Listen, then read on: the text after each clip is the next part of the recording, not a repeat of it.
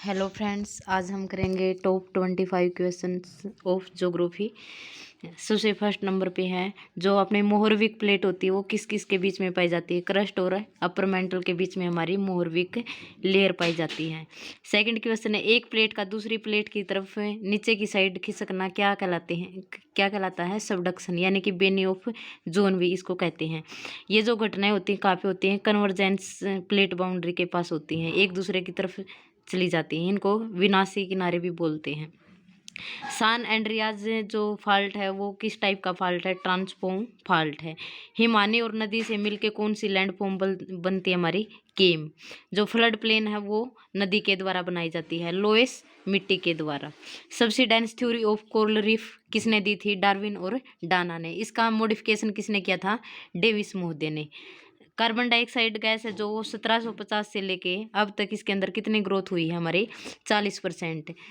अब ये 443 ppm है और 1750 में ये 250 ppm थी। ITCZ लैंड पर ज़्यादा खिसकती है क्योंकि लैंड वाटर बॉडी से ज़्यादा गर्म होती है। दोनों के दोनों ठीक हैं। अपना ये जो यूवी इंडेक्स है वो कब आया था, 1994 में बना था।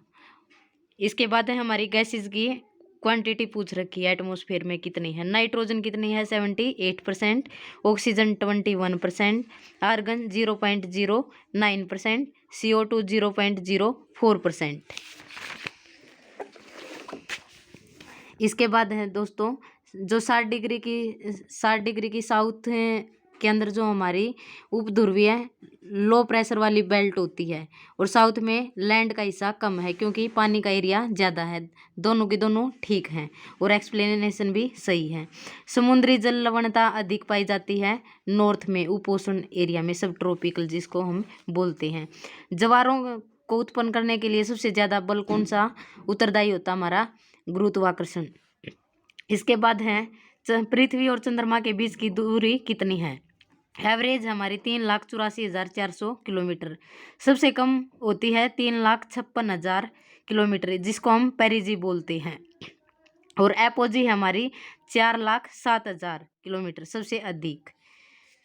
इसके बाद है महासागरों के जो वेस्टर्न मार्जिन है वो ज़्यादा गर्म पाए जाते हैं ईस्ट की अपेक्षा क्योंकि पश्चिमी तीव्रीकरण के कारण। इसकी एक्सप्लेनेशन भी सही है और ये दोनों राइट हैं।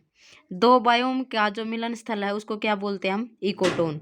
ज्योग्राफी एज ह्यूमन इकोलॉजी का कॉन्सेप्ट किसने दिया था, बैरोज ने।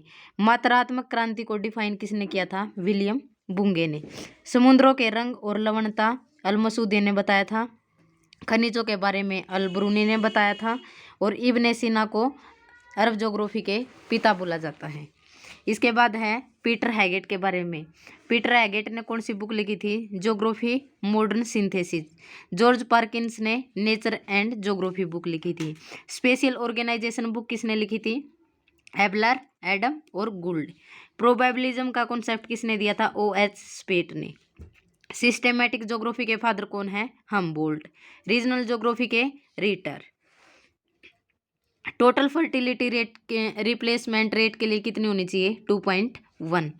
जनगणना के अनुसार शहरी एरिया किसको हम बोलेंगे, जिसकी कम से कम पॉपुलेशन 5,000 होनी चाहिए, पॉपुलेशन डेंसिटी 400 होनी चाहिए और वो नगर पालिका निगम या छावनी होना चाहिए।